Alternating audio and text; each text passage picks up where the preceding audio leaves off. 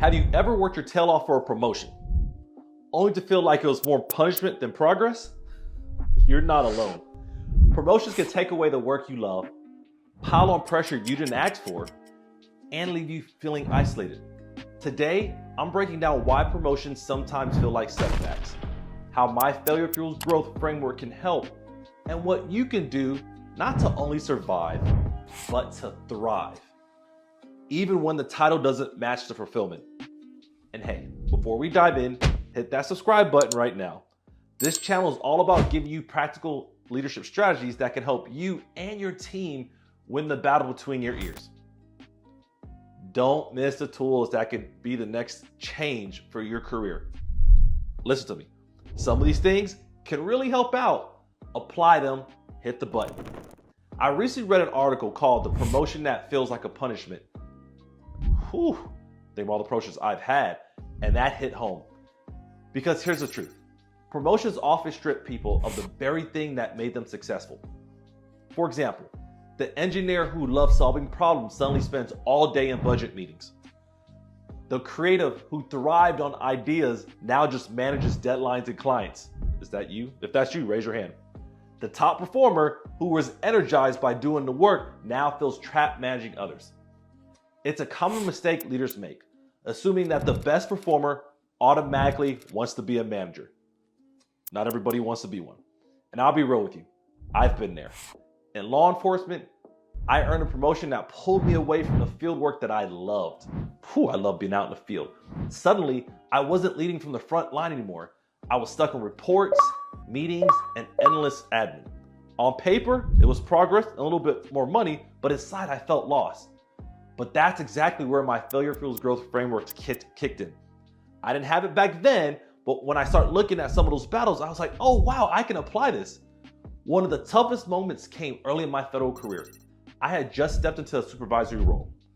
The badge of authority was shiny, but the weight was heavy. My team expected me to lead them. My bosses expected to deliver results, and I felt caught in the middle of all of the chaos. Here's how I would have used the failure fuels growth framework if I had it back then. First, face the moment. I would have admitted to myself, Michael, you're overwhelmed. Denial only makes pressure worse. You understand the impact. I realized if I stayed buried in stress, my team would mirror that. Leaders set the emotional climate all the time. If I projected chaos, they would observe the chaos. Equip myself. I leaned on mentors, took leadership courses. I would have actually practiced conflict resolution skills, not just hoped I would figure it out. Lead with intention. I would have shifted from reacting to every fire and responding with clarity.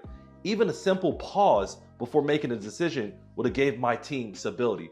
And S, in order to sustain the ship, I would have kept refining. Leadership isn't a one-time, resilience is built in one day. I would have found ways to connect with the ones I love and my work while still empowering my team. That framework wouldn't have just helped me survive the promotion, it would have helped me thrive in it. And I promise you, it can help you too. So what can you do if you get a promotion? And I hope you get one very soon, or any new role. So it doesn't feel like punishment, it feels like progress. Here were 3 strategies you can apply right now. Number 1, redefine growth for yourself. Growth doesn't always mean a bigger title.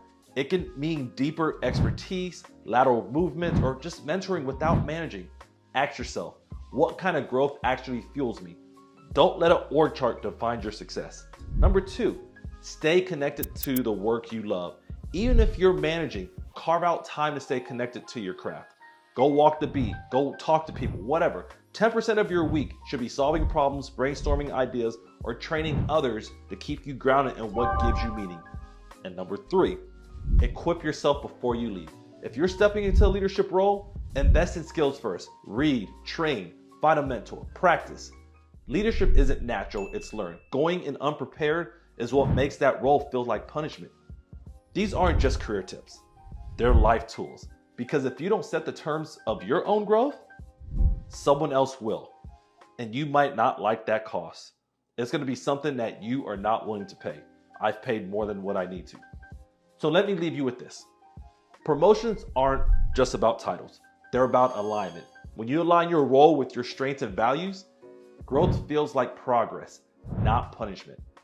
And if you're in that place right now, feeling stuck after a promotion, remember, you can face it, understand it, equip yourself, lead with intention, and sustain the shift.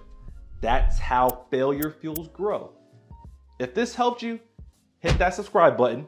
I'm hoping you did already right now, so you don't miss the next strategy we talk about. And if your organization needs customized tools to help leaders thrive through change, visit my website or use the link in the description to book me for a keynote or leadership workshop. Because no leader should feel punished by progress. Let's make that growth a choice, not a trap. And just in case I said it too fast, let's make growth a choice, not a trap.